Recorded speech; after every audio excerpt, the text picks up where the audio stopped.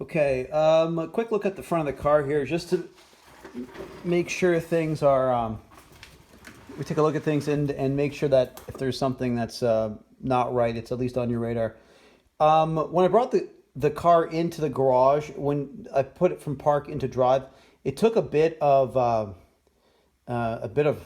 acceleration to get the car into motion, and I suspected that, and I was right when I added some transmission fluid. You have a leak, and I don't know if it's it appears it might be the lower transmission gasket here, but in any event, you have a transmission leak, and one of the main reasons that it takes a lot more inertia to get the car into motion is because the transmission doesn't have the fluid that it needs.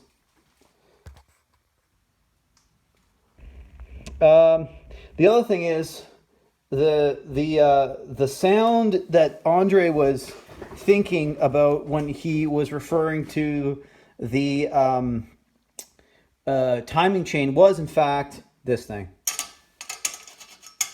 You can actually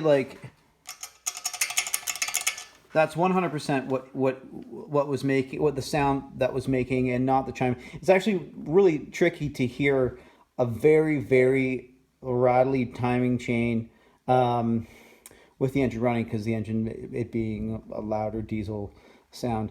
Okay, I'm just gonna take another quick look.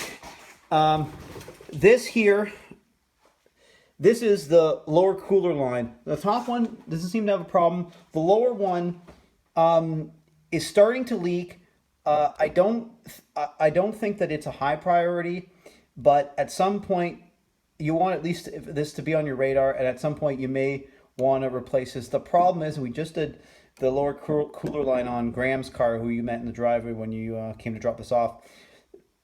This is the lower cooler fitting here is aluminum, and this is a steel line. And the unfortunate part is when you take this off from the lower part, 9 times out of 10, the aluminum threads, because they've been together for 35 odd years, are usually stripped and the threads are mangled. And so it's a little more involved than just replacing the line.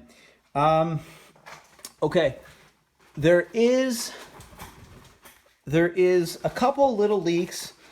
I see every once in a while I'll smell, or I see a fuel leak. So we have to sort out where that is.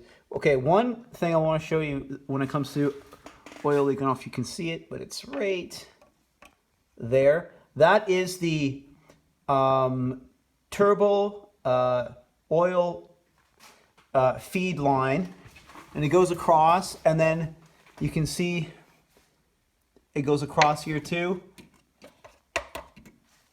And then the return line is right here. There looks like there's a leak at the bottom. It's a pretty common spot, but it's like this is the turbo drain tube, and it goes into the lower crankcase, which is the oil pan. This rubber grommet's leaking. It doesn't look like it's terribly bad, but it's something to keep an eye on.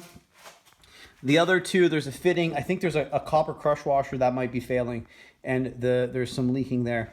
Other than that, everything looks pretty much good on the front end. The motor mounts look fine. The suspension looks fine, like the ball joints. All of that seems okay from what I can see. And that's about it. I'll give you a quick rundown up at the top, and we'll be good to go.